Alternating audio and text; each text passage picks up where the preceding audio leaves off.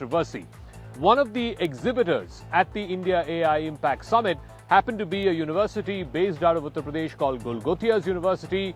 They got into a bit of a soup by demonstrating what they claimed was an indigenously developed RoboDog. Now, turns out, after they made that presentation and went public with the media, netizens called them out because this was not indigenously developed. This was a commercially available Chinese-developed RoboDog. And then, after that, there was a huge political controversy, so much so, after they being called out on social media, their stall at the Bharat Mandapam at the India AI Impact Summit was forced to be shut down. They refused to go away, but finally they've now issued a clarification and an apology saying that the person who gave this media interaction or gave this soundbite to the media got over-enthusiastic and got confused with the facts of the case. Having said all of that, this is just one individual case. The political opposition in the country, led by Rahul Gandhi, the Congress party, other opposition parties have latched on to this and said that this is an example, this is symbolic of everything that's wrong with the India AI Summit. How wrong are they? At the end of the day, can one incident mar the entire event? After all, more than 1 lakh people are attending. Heads of state and government from 20 different countries are there. More than a dozen countries have pavilions at the Bharat Mandapam exhibiting their AI wares at a time when India is showcasing itself at the frontier, at the cutting edge of AI. So much so the Prime Minister earlier this week in an interview to ANI said that he expects India to be one of the top 3 superpowers of artificial intelligence along with America and China. I want to first play out some political reactions, how the political opposition has used this incident as well as other incidents of crowd mismanagement at the venue, the Bharat Mandapam, as examples of how India still has a long ways to go before it becomes an AI and tech superpower. You need to meet Orion, and this has been developed by the Center of Excellence at the Galgotias University. I would also like to take a moment to brief you about Galgotias University. We are the first private university investing more than 350 crore rupees in artificial intelligence. This is a product of somebody else. Galgotias University has never claimed the same also, as was given in the testimony. There is a huge lot of a difference between creating, designing and developing. You take something and you upskill it. So we have procured it for our students to study, to do all the R&D and upskill it with some of the codes or maybe something that can be, infused inside it. Now, as you would expect, the political opposition, the Congress, the other opposition parties have latched onto this issue and said that this is symbolic of everything that's wrong with the India AI Summit. The leader of the opposition, Mr. Rahul Gandhi, has said that India's talent, data, and the AI Summit is a disorganized PR spectacle. India's data is up for sale. Chinese products are being showcased. This was something that the Congress Party's India Alliance partners, the Shiv Sena UBT, as well as others, echoed as well. Priyanka Chaturvedi of the Sena UBT has said that the university was passing off a Chinese robot as its own invention, and that's a shame. And Chinese media is having a field day making an example of this. Trinamool Congress Rajya Sabha MP Saket Gokhale has also taken it a step further, saying that if this was fraud that was perpetuated with the full knowledge of government authorities. But the government has rejected that, saying that this is a lone incident and a lone incident cannot be used to mar an entire event. After all, more than 1 lakh audience members have participated already just in the last couple of days. More important than that, you have countries that are being represented. More than 20 countries have had their pavilions as well as their heads of government and heads of state representing themselves at the India AI Summit. Let's listen into some political reactions, both from the opposition as well as from the government, and then we'll go across to our political face-off on this issue. मैंने already बोला हूं, मैं कोई incident के बारे में मैं बात नहीं करना चाहता हूं. ये भारत सरकार के, मोदी जी के नेतृत्व के सरकार के विरोध के करते करते वो भारत का ही अचीवमेंट विरोध नहीं करना चाहिए, यही मैं कहना चाहता हूं. All right, Rohan Gupta, spokesperson of the BJP, is joining us. Pooja Tripathi, spokesperson of the Congress, is joining us. Rohan, let me start with you first. The Congress, the other opposition parties are using this Galgotias incident to mar or tarnish the entire AI India Impact Summit, saying that this is exemplary of what is exactly wrong with this summit. How will you respond to them? After all, weren't the necessary background checks, vetting, etc. done of whether they actually developed an indigenous RoboDog or whether they were just copy-pasting or simply lifting off Chinese technology. Zaka, I think this is a great example of a negative mindset of opposition parties in India today, due to which they have lost the trust of the people completely. There were more than 300 exhibitors over the span of 70,000 square meter of area, maybe more than 30 countries participating in, global leaders participating in, showing their interest in having development with India in AI in different fields. One of the exhibitors, like Galgotia, they did something, and immediately even their stalls have been removed. And the IT, Mr. Krishnan clearly gave the statement that we cannot, undo the hard work done by all other exhibitors and all other students just because of one incident. So I think I'll tell this a vulture politics, that one-off event, you are just, putting everything to zero. The hard work which is done by the Indian companies, the Indian students, the Indian universities, you cannot do that. And you have to be positive certain times. And all global leaders from Sundar Pichai to Microsoft MD, everybody has shown interest in AI India story. Everybody has shown that India is leading with the example. The French president says that no, it is not that India becomes part of it. We cannot do without India now. Then rather than feeling pride into that, this is not about politics, this is about India. This is not about BJP or NDA government. This is the hard work of 140 crores of Indian. So I think there are certain areas where opposition should show restraint rather than just going all guns and opposing everything. I think some limit should be put. It is the insult of India somewhere. Okay. So let me ask Pooja Tripathi of the Congress Party. This is one incident, ma'am. At the end of the day, as Rohan was saying, more than a dozen countries' exhibitors are here at the Bharat Mandapam. More than 20 heads of government of state are here. India is going to be one of the 3 leading superpowers in AI. How can you use one incident for your own narrow, petty political gains? I mean, at the end of the day, shouldn't you put the country and the country's interests first? I mean, the BJP has gone to the extent of saying, as far as Rahul Gandhi and the Congress Party are concerned, AI actually stands for anti-Indian. And what has Prime Minister said? AI stands for I in Maharashtra. You know, the whole Galgotias University is not the whole fraud that's been passed off. It's not an isolated incident or a PR gaffe. It exposes the systemic inequalities in the AI infrastructure that the country is facing. Though I must say, with 27 state heads attending 13 country pavilions, our IT minister passing off a Chinese robot as a sovereign model, this has become a major embarrassment for India. But that's not just it. Where we stand at AI is the biggest. We have to also include that the whole flurry of mismanagement. Jaka, I am a part of a health tech app, and my founding team was at the AI summit. And the report that I got, not speaking as a Congress, I'm reporting as a founding member, long queues, Wi-Fi was not available, tech summit didn't have laptops being allowed. I think there were people, stuff being stolen. There was huge, and this does not show good when 27 countries are attending, 13 countries are having a pavilion. But look at the AI boasting that we have been doing. We have to move away from this performative nonsense to start facts. Where India ranks 64th globally in AI adoption and diffusion rate is just 1.57%. We don't have our AI penetration in academia and industry. If we look at patents, India has just 1,350, while China has 38,210 and USA has 67,000 patents in a year. If we look at the percentage of GDP, while we are giving a provision in budget for 70,000 content creator labs, we want people to make reels. We are spending just 0.64% of GDP on AI, while China has at 2.68% and USA has 3.47%. Look at AI models. While USA has somewhere around 40 AI models, China has 15 AI models, India has none. And that's why we are saying we are a country that's becoming a digital colony. No. One second. Today, Sarvam AI has launched what is the first sovereign Indian AI foundational model.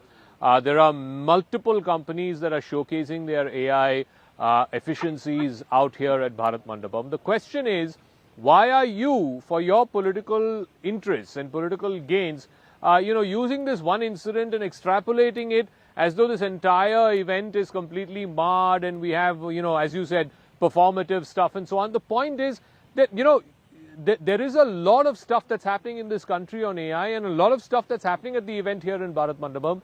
But you are using, crowd management and other extraneous issues to run down the whole event just because you want to show the government and Mr. Modi in bad light.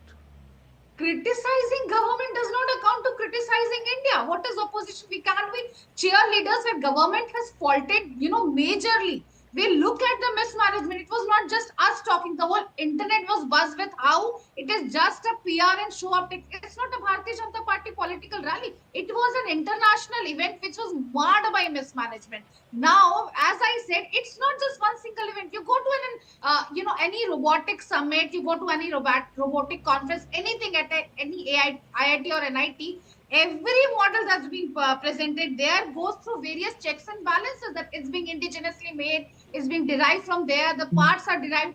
You pass off a Chinese robot, you pass off a Korean drone saying this has been executed here, and there is no eyeless. Thanks to internet, that their frauds has come to light, but this is absolute mismanagement and absolute, looking away from responsibilities when you are conducting. So, Rohan Gupta, the government cannot, especially because the organizing of this entire event is under MeitY, the Ministry of Electronics and Information Technology. The government needs to answer why there were no background checks or vets, not just with Galgotias. Galgotias, even in the past have been notorious for doing some infamous things. But aside of that, the crowd management, the fact that people were complaining there were long queues, food stalls, were not taking UPI, all kinds of complaints have come to the fore. Surely the government needs to, accept some degree of responsibility for not managing this well. See, Zakar, absolutely. If it is the responsibility of government, definitely we have to take all the responsibility. That's why the minister himself told that he apologized for some inconvenience which was caused on day one. It was not expected. The kind of response which was that it was not expected. Any event you organize or summit you organize, you have certain numbers in mind. And he apologized and he said that, and today there is no complaint. See, my point is larger, Zaka. I'm not saying that you organize something, there cannot be mistakes. But, just amplifying those mistakes to such level that you are undoing the work which is done by 140 crore Indians. I'll tell you one example of numbers. 230 lakh crores of UPI transaction last year, highest in the world. $200 billion of investment expected. $50 billion Microsoft has already announced the investment. Bharat Gen, Param 2. What is this? These are all Indian indigenously made AI modules. So rather than motivating people, rather than promoting that, just, taking, example of mismanagement and one of the event, you are just trying to decredit the whole event. I think that's not correct. The country will not buy that. The youngsters will not buy that. Definitely, as an opposition, you have to raise questions, but you must know when to raise questions and how to raise questions and not discredit the whole India. You can definitely ask questions to government. Plus, please don't, devalue the work which is already done by us. The exploits or the misdeeds of one university, one private university, one stall, and then running down India, running down the India AI story. Look, the big picture is this. You have two models in front of you. You have the American model, which is heavily, you don't have that kind of capital. Then you have the Chinese model, which is the state-driven model. India has to find its own model at a time when the AI summit is helping achieve that. I talked about Sarvam. There are plenty of others who are trying not just foundational languages for AI, but also, developing AI applications. The Congress party, by highlighting the misdeeds, errors of commission and omission by one entity, is actually running down the entire thing. I mean, that's a great disservice to the countless, faceless millions of others who are at the forefront and the cutting edge of AI. Jaka, first I want to make a line clear that criticizing government is not akin to criticizing country. When Rahul Gandhi raised the point of, way back, in almost a year back, he raised the point of why we are not investing in drone technology, which will be shaping warfare, which we saw it in Operation Sindoor. It was heavily a drone warfare that happened. And that's where we are seeing the names that have been taken about by French President Sundar Pichai, everyone has the list. Everyone represents the India story. India story does not start from 2014, but the point is you have to stop away from this whole optics and PR and everything about this BJP political event, and you have to invest in AI, because we have to understand that we have the brains, we have the human resources, but government is not investing. As I said, 70,000 creator lab, content creator labs. Do we want our youth to just make Instagram reels and be done with it? We are not spending in R&D. We know. Okay, Rohan, quick response. You're just interested in content creators, Instagram reels. you're not actually interested in cutting edge of technology. Yeah, quick final word. See, After wrap up after that. this is the problem, Zaka. We are not saying that the credit goes to us. It is a credit to 140 crores Indians, and this is not started today. But when you are accelerating the pace, when you are providing the atmosphere to our youngsters, our universities, our companies to go on a global platform, I think there should not be this kind of pity, low opposition, and just taking one-off event and trying to discredit. That is the whole point I'm saying. You can definitely criticize, and India's AI story is going to go global. Okay. This is the first instance, and the way we have started, we will go a long way. And the UPI transaction, where Congress was opposing, you can see reel of Mr. Chidambaram saying that this is not possible, and Mr. Modi has already done it today. So this is the difference between what you are saying and what is delivered by this government. Okay, Rohan Gupta, Pooja Tripathi, thank you very much for joining us on this political face-off. I just want to say, as somebody who has taken part and seen from the sidelines what the AI Summit is doing, there's a lot that's happening here. There's a hell of a lot that's happening by young Indians who are at the cutting edge, who are at the forefront of developing low-cost indigenous models as far as Indian AI is concerned. One other concern has also been around Indian IT and IT-enabled services. That's been a huge success story for the India story in the last 20, 30 years. There is concern that AI might take away a lot of those jobs. So Chandra Srikanth, who is executive editor with Money Control, our sister concern, caught up with the IT minister, Mr. Ashwini Vaishnav, and asked him about this, the concern around IT sector losing jobs because of AI. He spoke exclusively to Money Control. This is what the minister had to say, defending Indian IT and IT services companies. We've heard from so many global voices, including Demis Hassabis this morning. What has the feedback been? What have the learnings been so far? What kind of conversations are happening at the India Impact Summit? There seems to be a consensus emerging in the entire, whether it is policymakers or industry or the academia or even the participants who are here, that yes, AI is a huge force for transformation. Practically every sector of industry, practically every section of society will be having positive benefits out of AI. And there is also an emerging consensus that there is a need to make joint effort, collective efforts at controlling the harms which might come from AI. So there seems to be a good consensus around it. In fact, I was just coming to that. This morning, Demis said that bio risk, cyber risk are some things that we need to be watchful of. And this can only come if we work with other countries, because this is a global technology which will have global impact. But in a fragmented world like this, how do you foresee that? What kind of global consensus can be expected? The nature of this industry is so immense, the magnitude is so immense that certainly there will be a stage where practically all the countries come together and have some sort of joint collective voice and a collective set of guardrails which have to be put together, because this is pretty much all permeating, and this is a this is a tectonic shift. This is not a simple incremental change in technology. This is a magnitudes of change which is happening, a quantum change which is happening. So that's why very soon most countries will come together and have a collective voice over it. A word on the takedown notice by MeitY, where it's compressed the time to 3 hours. There have been concerns from big tech companies like Meta that this wasn't part of the draft IT rules. Will you, relook, reconsider, perhaps call for a meeting with the big tech companies, because they are worried about this, that it may not be executed well? The big tech has almost all the companies and the big platforms have enough tools and enough technological prowess to implement these rules, and we need this because we have seen the immediate virality of deep fakes which can impact people's reputation in a very big way. So it's very important. Actually 3 hours is a long period. I think it should be 5 minutes.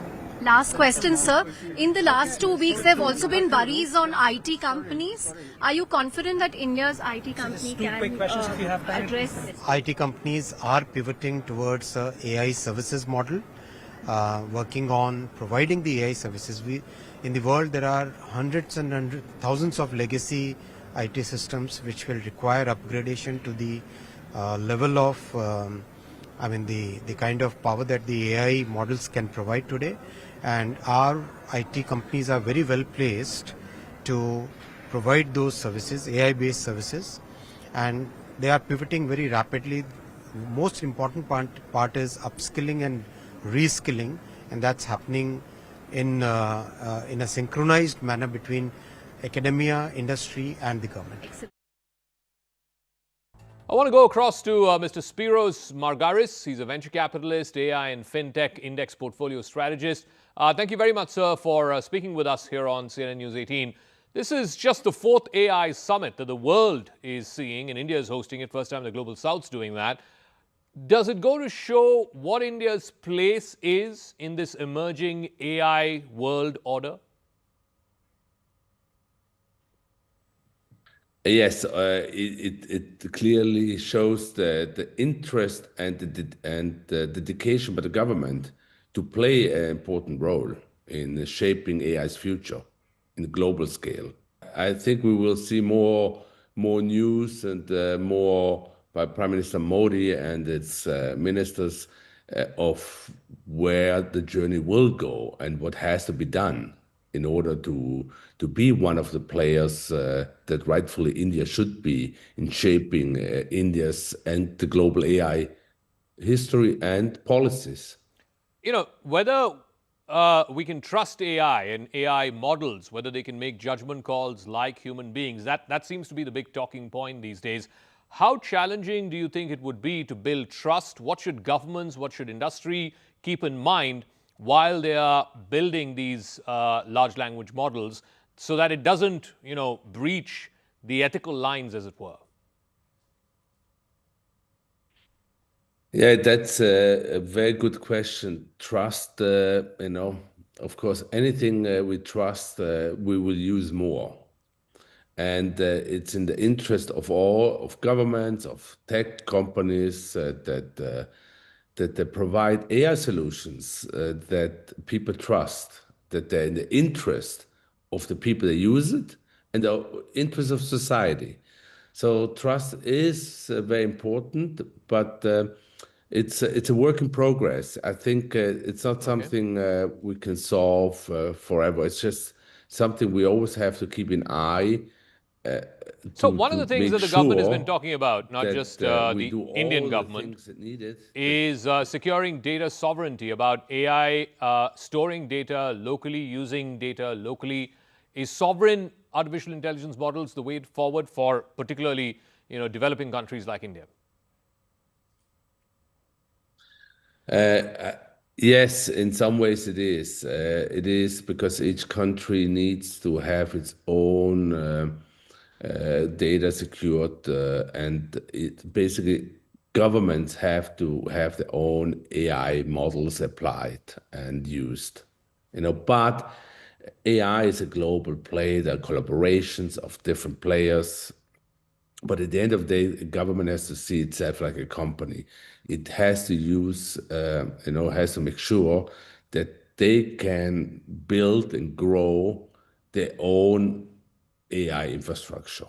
Okay, so I want to get one final word, which is around AI and jobs, because obviously that's a huge concern, particularly in a country like India, where there's a lot of IT and IT services jobs. AI taking away jobs, how much of a concern is that?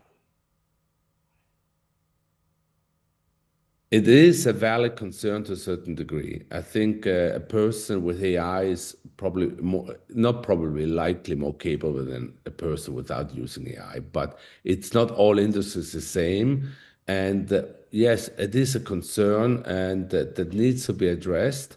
But hopefully there will be also new jobs. I mean, like for instance, smaller companies that want to implement AI solutions, they will need people who tell them or consult them, tell them, you know, that's the things you should use in order to push your business forward. All right, but Mr. Spiros Margaris, thank you very much for joining us. He's one of the leading venture capitalists in the world who's invested in a big way in AI tech companies. Thank you very much for joining us here on News 18. So where does India fit in this entire AI stack? Right now, there are two models. There is the US model, big tech, big finance, big capital that's investing in massive data centers. That's the capitalist model. Then you have the Chinese model, which is the state-controlled model. India, of course, has to develop its own solution, a low-cost model, its own foundational model, but at the same time, something that the world can adopt. The minister and the prime minister, in fact, have said that India will be one of the AI superpowers in the world by 2047. But how do we get there?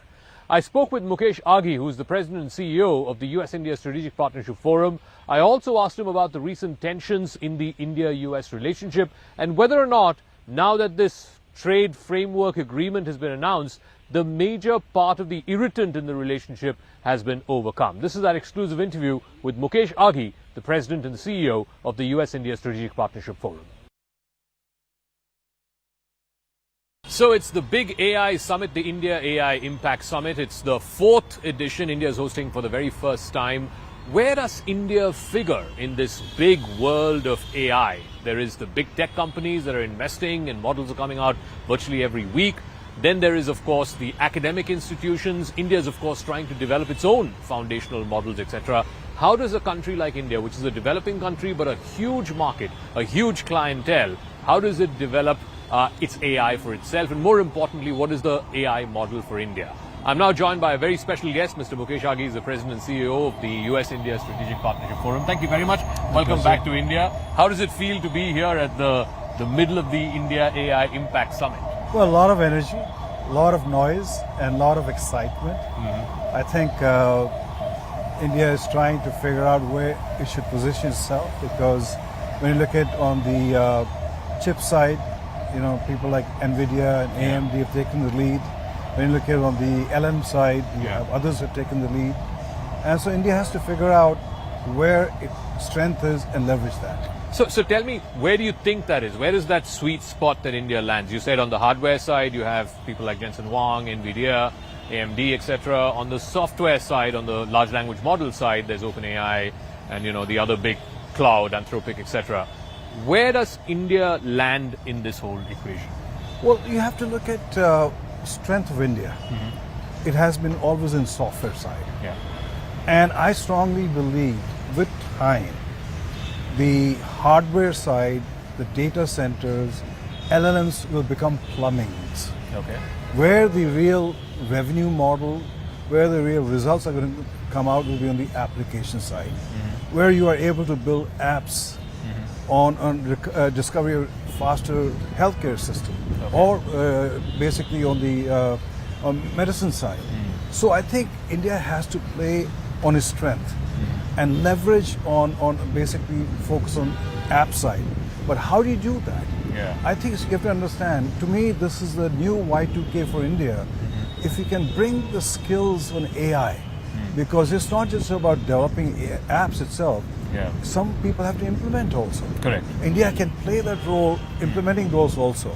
So I think we have to reposition ourselves. We can't be boiling the ocean all the way from LLMs down to app side. Let's focus on where our strength is and go from there.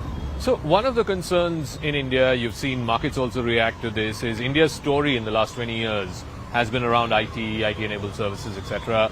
And a lot of people are now saying that AI is going to make that redundant, it's going to make software jobs redundant. Where do you see that whole debate? How do you see it shaping? Well, it will have an impact.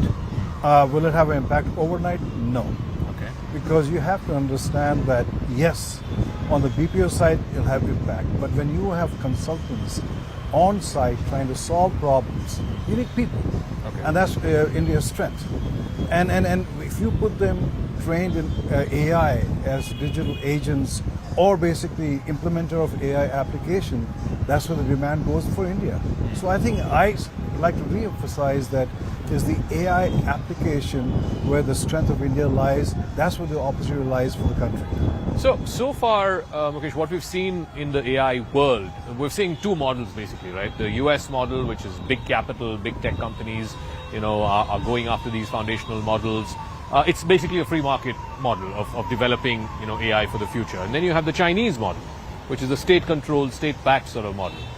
For India, I guess, you know, one is cost is a big factor. I mean, India doesn't have the billions and trillions to invest in such massive infrastructure. And B, what about the ground-up sort of solutions that India, today we're talking about Sarvam AI, right? They're trying to bridge the language barriers across India, the cultural diversities across India. What is that India model, or do you think that India model at all can work? I mean, the Prime Minister spoke recently and he said by 2047 he thinks India would be one of the top 3 countries in AI, along with America and China. Do you think that opportunity is there? Well, let's look at the US model. The US is pouring in hundreds of billions of dollars Correct. on the hardware side. It's a land grab strategy. You know, go in, build the walls, corner the market, and I believe that's going to be, I call the new feudalism, where you are basically becoming a feudal landlord. And then let people buy or serve the land for you itself. Yeah. I think that model is not sustainable because investors are going to say, where is my ROI on this? Correct. And when you look at the Chinese model, which is a state control, it kills the innovation. And I think that's where India can play a very pivotal role. But the challenge is, how do you get capital into the country to drive that opportunity? Government funding is not enough. It's not sustainable. And so you have to bring in capital. And that capital is going to come mainly from the West, mainly the United States. So I think we have to have a model where you attract capital with very attractive applications which are going to provide strong ROI. So that's where I see the whole world move. So, for example, when Google says it's going to build a $15 billion data center in Andhra Pradesh, and I think Amazon's committed another $30 billion, so on and so forth, what about the hard physical infrastructure that's required to build these massive data centers, the highways that connect to them, the power grids that power them up and keep them going? Do you think India is getting there, or India is sufficiently ready for that? Well, when you have Google announcing $15 billion or Microsoft and others, they see a market opportunity.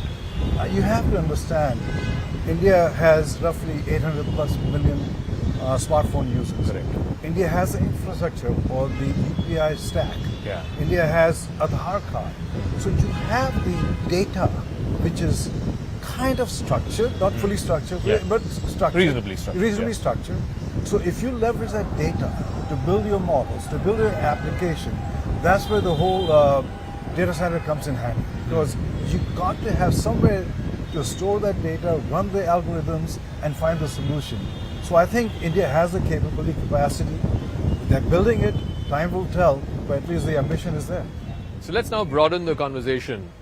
We've had a tough 4 or 5 or maybe 6 months in the India-US relationship. Finally have the announcement on a framework trade agreement. Where do you see that landing? I mean, have all the issues of the last 6 months been resolved? Or is still a work in progress? Have we crossed a big hurdle, as it were? Well, I think everybody's excited about the framework, especially the Indian exporters. The low end, the garment and others. Have we crossed the path completely? No. We'll get into details, and that's where the real negotiation comes in. But it is important to understand that when you rebuild the relationship, it is going to have certain scars. And those scars will take time to heal. I mean, say India pivoting towards doing a deal with EU, or with UK, or with looking at Canada from that perspective, it basically is looking as option. And every country needs those options. Because you don't want another country having leverage over you that is going to have an impact on your decision making. So I think India took the right steps. But US is still the largest market for Indian exporter. It has 5 million Indian Americans who are playing a very pivotal role. So US still stays a very, very strategic partner for India. And especially you have to understand, with rise of China, the aggressive posture of China, India will need partnership with the US to ensure that China does not usurp Indian land itself.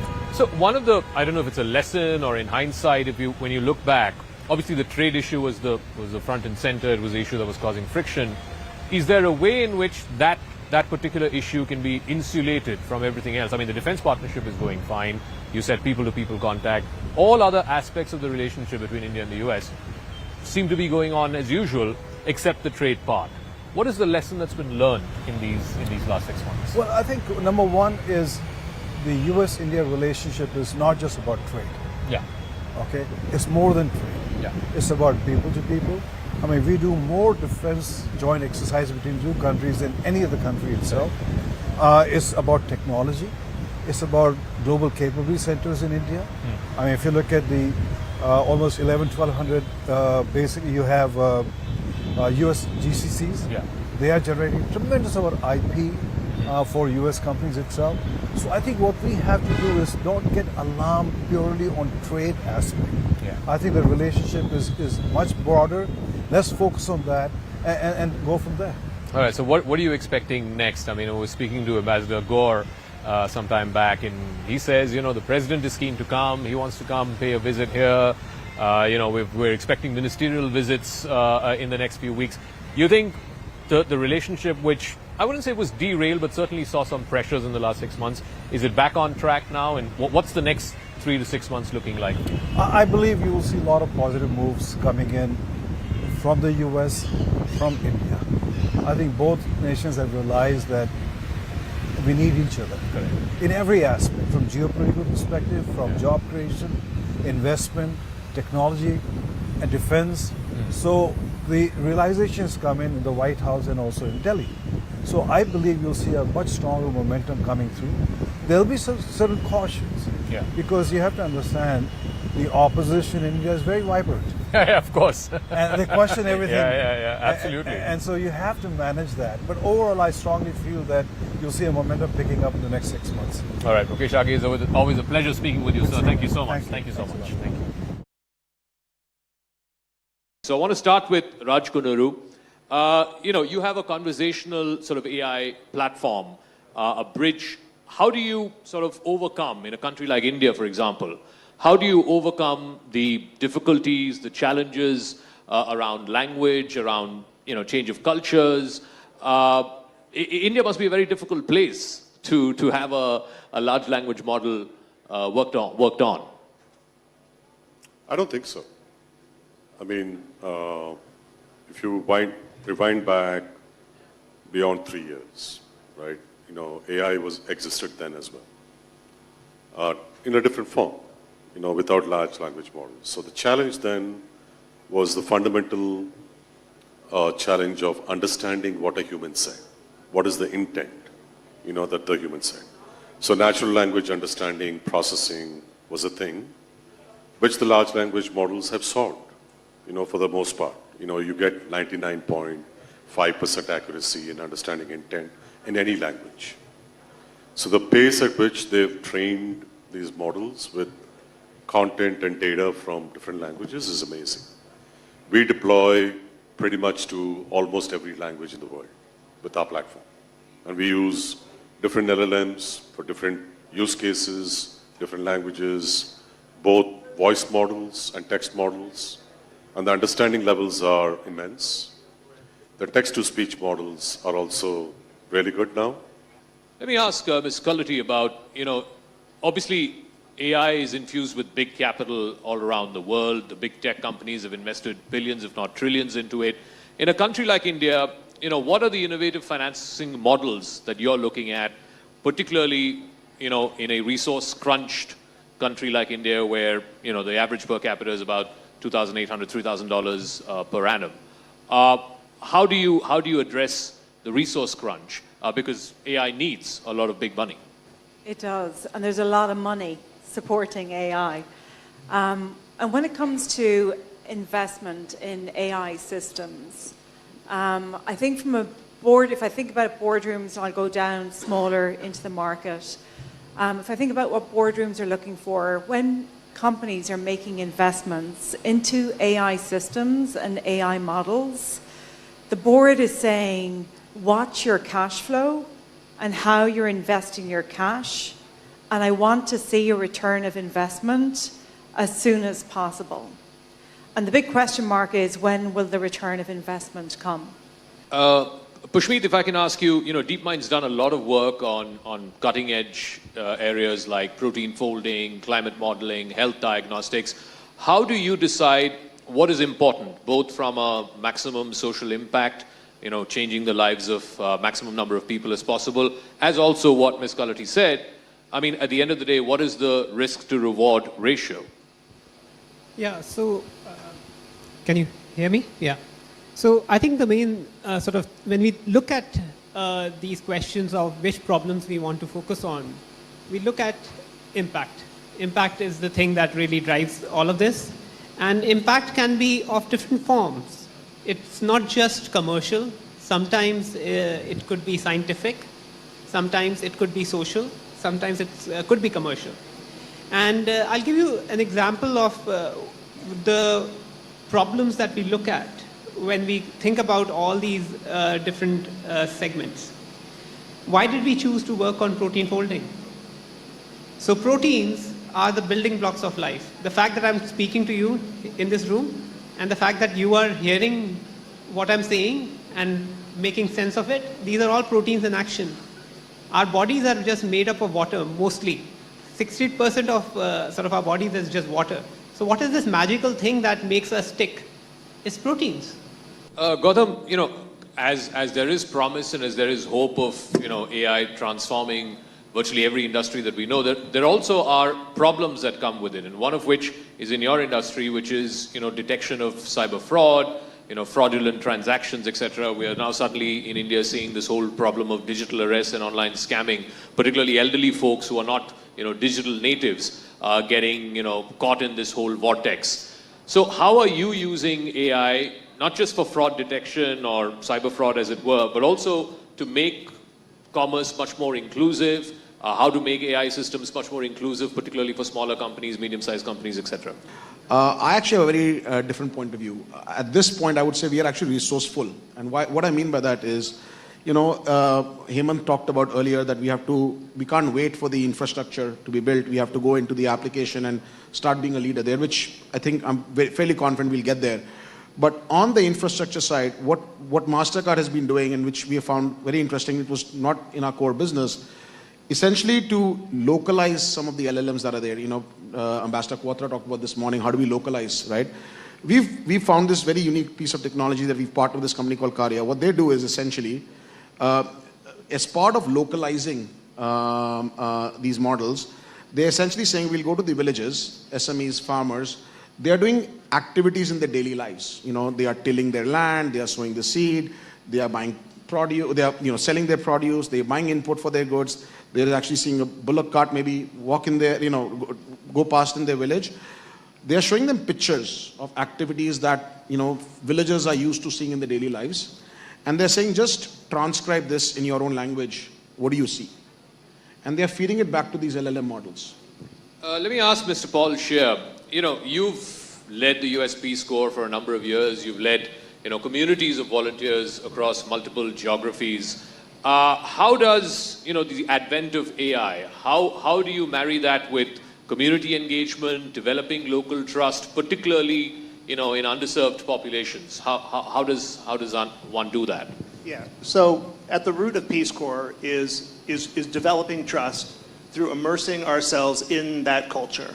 When we have volunteers who want to go serve overseas and partner with the community, what we do is we train them on the local language, we train them on the customs, we train them on the culture, and we have them live in the local communities. They don't live with other volunteers, they live with the community, and with that, they develop an understanding of what problems are facing that community and what problems they want solved. And so by doing that, whether it's in education or whether it's in microfinance or whether it's in environment health, our volunteers are there to see what it is that those communities need solved. AI, being that it is something that can be applied across all the sectors that Peace Corps is in and addresses local problems, that is the way that we can provide value and use AI to amplify what we do already. It's not something where we come in and say, hey, this is something that we can do, and so we want to fix it for you. So for weeks now, there's been growing concern, not just in the Middle East, but in global capitals around the world, whether Iran and America are going to go at war with each other.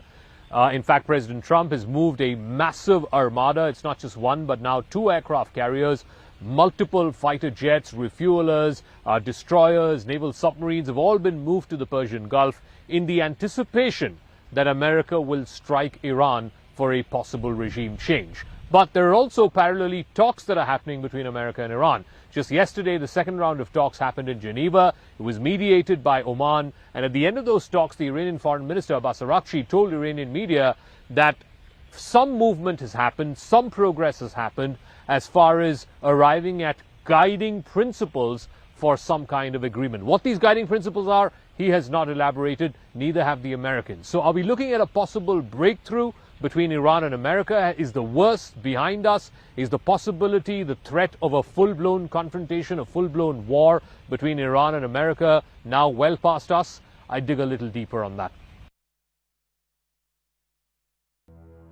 Indirect talks between American and Iranian officials in Switzerland ended Tuesday with an agreement on a set of guiding principles. Iran's foreign minister confirmed this to the media. He also said that both sides had agreed to exchange drafts on a potential deal. The foreign minister, Abbas Araghchi, was as positive as he was vague, providing very little clarity on what has been discussed or when the next round of discussions might be held. American officials have not immediately commented publicly on the talks. The Iranians would provide more detailed proposals over the next 2 weeks to address some of the gaps between the American position and the Iranian position. Araghchi told Iranian state television that these talks, which were held in Geneva and lasted about 3 hours, had been more constructive and had made more progress than before. میتونم بگم که ما در این دور نسبت به دور گذشته بحث‌های کاملا جدی مطرح شد و فضای سازنده تری وجود داشت. ایده های مختلفی مطرح شد و این ایده ها به صورت جدی مورد بحث واقع شد و نهایتاً ما بر یک سری اصول راهنما تونستیم یک موافقت کلی پیدا بکنیم که بعد از این به بعد بر اساس اون اصول حرکت خواهیم کرد و وارد متن یک توافق احتمالی خواهیم شد. The Middle East remained on the edge over the possibility of an American attack should these negotiations collapse. Iran has insisted that the talks be strictly limited to its nuclear program, even as American officials have said they're pushing both for a curb of the range and the number of ballistic missiles that Iran has, and also Iranian support to these terrorist proxies across the Middle East region. The two sides had reached a general understanding on a set of guiding principles to continue their discussions further. They want to move towards drafting the text of a possible agreement. The negotiations were hosted at the Omani ambassador's residence by Oman's foreign minister, Badr Abul Saidi, who had also previously mediated in the last round of talks. A spokesman for Iran's foreign ministry said that Omani officials were shuttling between the two sides. Steve Witkoff, who's America's Middle East envoy, and Jared Kushner, the president's son-in-law, had attended the negotiations both in Geneva and also the first round, which happened in Muscat last week. President Donald Trump, speaking on board Air Force One earlier this week, said he would be involved indirectly in the talks and that these talks would be very important. He says Iran wants to make a deal, and he also says that the consequences otherwise would be catastrophic for Iran. I would say they're bad negotiators because we could have had a deal instead of sending the B-2s in to knock out their nuclear potential, and we had to send the B-2s. I hope they're going to be more reasonable. They want to make a deal. Been told that a deal is next to impossible. No, I think they want to make a deal. I don't think they want the consequences of not making a deal. They want to make a deal. The American president has ordered a massive buildup of American forces in the region, including 2 aircraft carriers, the USS Abraham Lincoln, and now the USS Gerald R. Ford, the largest aircraft carrier in the world. Last month, President Trump had promised to help anti-government demonstrators in Iran. The Iranian government quelled those protests in a bloody crackdown that killed thousands. Now President Trump is calling on Iran to reach a deal to limit its nuclear and military capabilities or face a possible American attack.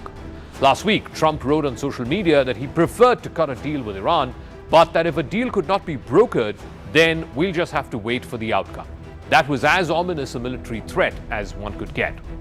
Countries in the region, that's in the Middle East, are worried about a potential American strike and an Iranian retaliation. They fear that this could draw in Israel, it could destabilize the entire Middle East, and it could endanger American bases in the entire Arab world. America has more than a dozen bases across Iraq, Jordan, Qatar, Bahrain, Kuwait, and Oman.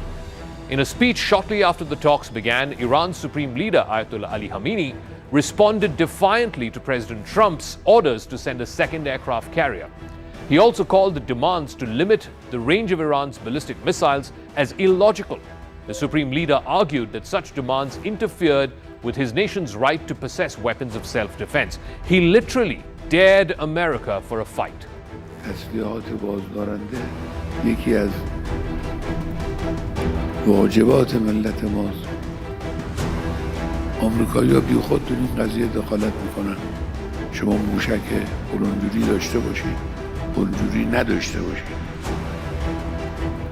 تاپفونان برد داشته باشید، بیشتر از اون نداشته باشید. به شما چه؟ به شما چه ارتباطی؟ مربوط به ملت ایران. On Tuesday, Iranian naval forces also closed off parts of the Strait of Hormuz, which is a key global shipping lane, for several hours. They were conducting the second day of naval war exercises, according to the semi-official news agency Tasnim. The Iranian government is under considerable pressure to agree to a deal with America. Iran's economy has struggled under crippling international sanctions, which helped ignite the latest wave of protests against the Ayatollah regime. The Iranian officials have argued that they will not make concessions on nuclear enrichment without getting any kind of relief on sanctions. Iran's deputy foreign minister told state media that in return, Tehran could offer Washington lucrative investment opportunities in oil and gas and mining. These are things that would appeal to Trump. Last year, US and Iranian officials tried to negotiate a nuclear deal that would end the sanctions. Those talks failed, and in turn, Israel and America launched a military campaign against Iran's 3 top nuclear sites, which led to a 12-day war. Now, Trump is threatening a repeat of the same.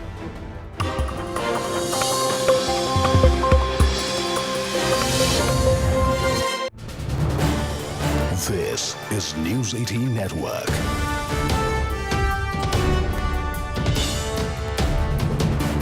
India's largest news network. Moving on now, it's day 3 of the Artificial Intelligence Impact Summit here in India, and there is some global engagement, an intense one at that we're seeing. World leaders have gathered here in India's national capital to discuss the future of artificial intelligence, its economic impact, and how it can reach the last man on ground. Ahead of a series of bilateral meetings, Prime Minister Modi has reiterated India's long-term goal to emerge among the world's top 3 AI superpowers by 2047. My colleagues have been getting us the voices from on ground, all the stakeholders who are congregating here in the national capital. In fact, my colleague Simran got us this latest from the Geo stall at the expo. When learning and technology come together, a result of this nature is formed. I am here at the Geo Shiksha Center, where exactly the future of using AI into the classroom is here. Not just learning through the ChatGPT or any other models, but what we have here is a technology that is going to transform the way our teachers interact with the students, they teach the lessons, and how the students inside the classroom actually adapt to that learning module. So much so that now it is set to also replace the heavy school bags and the load of the teachers as well. Also that manner in which teachers are going to be assisted with the use of AI.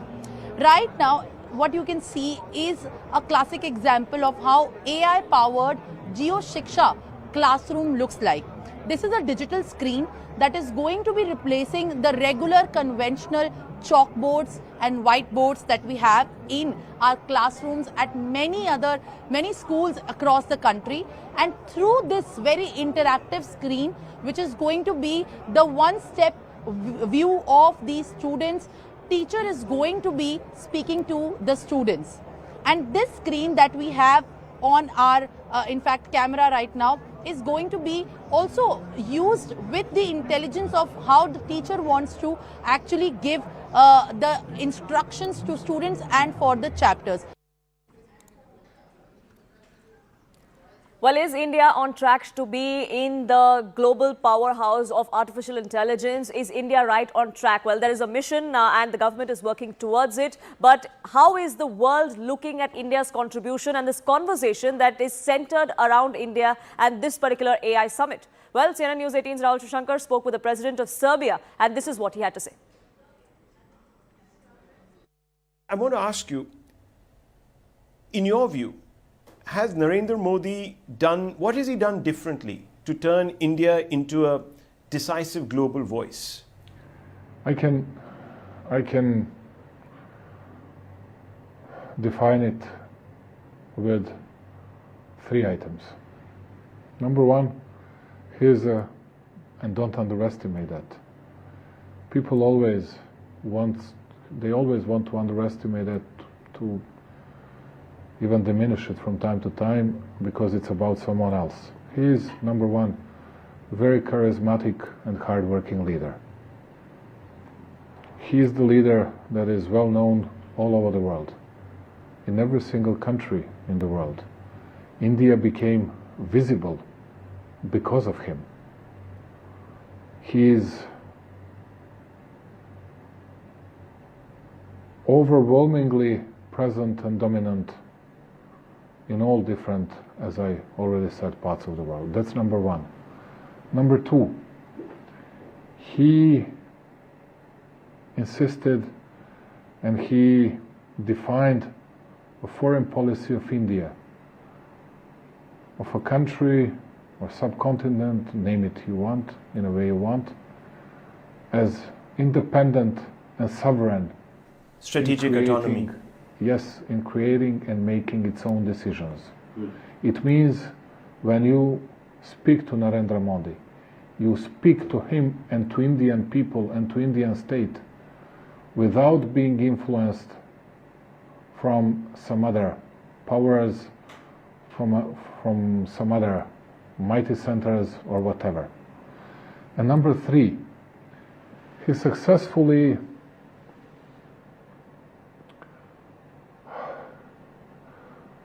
caught what some people might say, because both our countries were missing some industrial revolutions in the past. He was catching up